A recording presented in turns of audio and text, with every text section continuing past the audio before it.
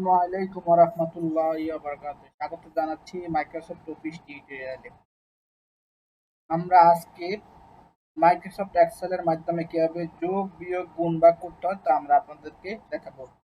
তাহলে আপনারা আমাদের সাথে থাকুন।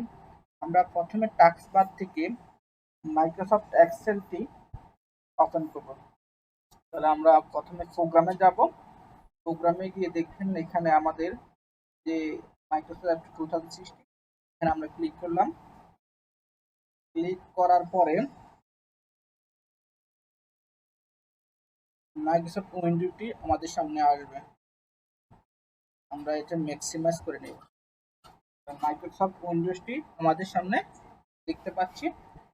আমরা এখানে দেখতে পাচ্ছি file, home, insight, page out, formula, এগুলো আমরা অলরেডি বিভিন্ন মাইক্রোসফট ওয়ার্ডে দেখেছি, মাইক্রোসফট পাওয়ার পয়েন্টে দেখেছি।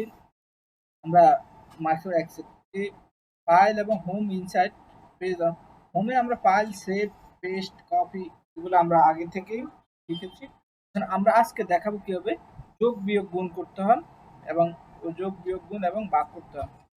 আমরা দেখেন আমরা সিরিয়াল নাম্বার দেওয়া আছে, এখানে এ বি সি ডি করে লেখা আছে। আমরা এর করে আমরা 10 লিখলাম, লেখার পরে বির করে আমরা বা এই ঘরে বা আমরা এখানে 20 লিখলাম। আর আমরা এটাকে কিভাবে আমরা যোগ করব, আমরা এখানে যোগ করতে হলে আমাদেরকে অনেকভাবে যোগ করা যায়। আমরা প্রথমে অটো কিভাবে যোগ করা যায় তা দেখব। আমরা এখানে অটো সাম, এখানে দেখেন একটা কার্সর গেছে, এখানে অটো সামে ক্লিক করলে এখানে আমরা যোগফল পেয়ে গেছি। তাহলে আমাদের যোগফলটা হচ্ছে 30। আমরা 10 এবং 20 যোগ করলে 30 পেয়ে গেছি। দেখেন আমরা এখানে আমরা এটাকে একটু বড় করে নেব। 30 যোগফল আসলো।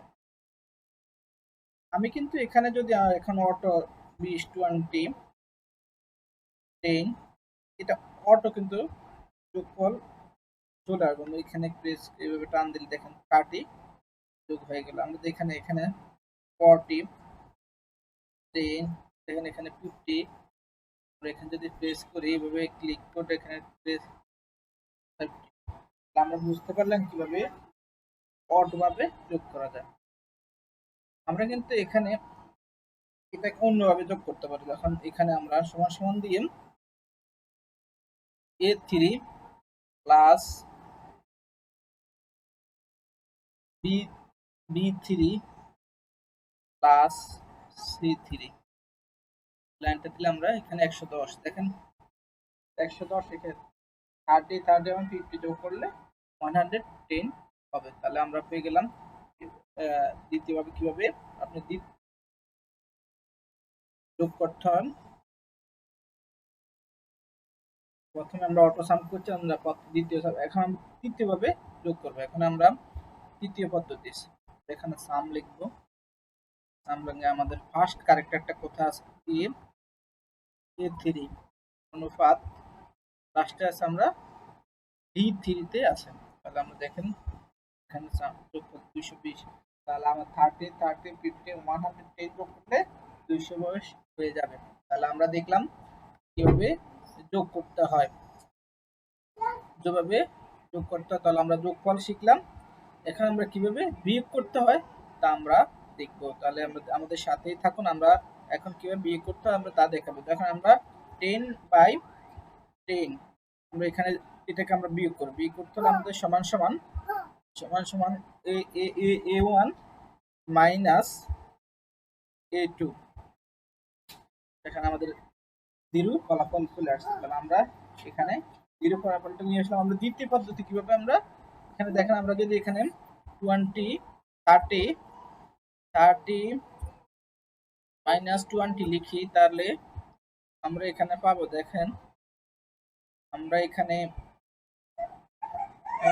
10 যোগফল পেয়ে গেলাম। হ্যাঁ, তাহলে আমরা বুঝতে পারছি কিভাবে এখানে দ্বিতীয় পদ্ধতি আমরা আমরা যোগ বিয়োগ করতে পারি তা দেখালাম। আমরা এখন কিভাবে এক্সেলে গুণন করতে হয়। কারণ আমরা এখানে 10 লিখলাম, লেখার পর আমরা এখানে 20 লিখবো। তাহলে আমরা এখন আমরা একে কিভাবে গুণন করব? আমরা প্রথমে সমান সমান লিখব আমাদের কারেক্ট একটা এ অনুপাত A1 গুণন A2। দেখেন আমরা 200 10 20 200 গুণন করে আমরা পেলাম। তাহলে এইভাবে আমরা আরো করতে পারি। আমরা যদি এখানে 10 গুণন 10 বা 10 গুণন 10 সমান অটো আমরা চলে আসবে। এভাবে আমরা গুণগুলো করে একটা যোগ চিহ্ন আসার পর আমরা একটা সামনের দিকে অগ্রসর হলে এখানে যদি আমরা এখানে 10 লিখি 2 লিখি গুণনটা অটোমেটিক চলে আসবে। দেখেন আমাদের এখানে অটোমেটিক গুণনটা চলে আসছে। এভাবে আপনারা গুণন করতে পারেন। এখন আমরা দেখাবো ভাগফল কিভাবে করা হয়। যখন এখানে 100 আছে, এখানে 20, তাহলে আমরা এখানে লিখব সমান সমান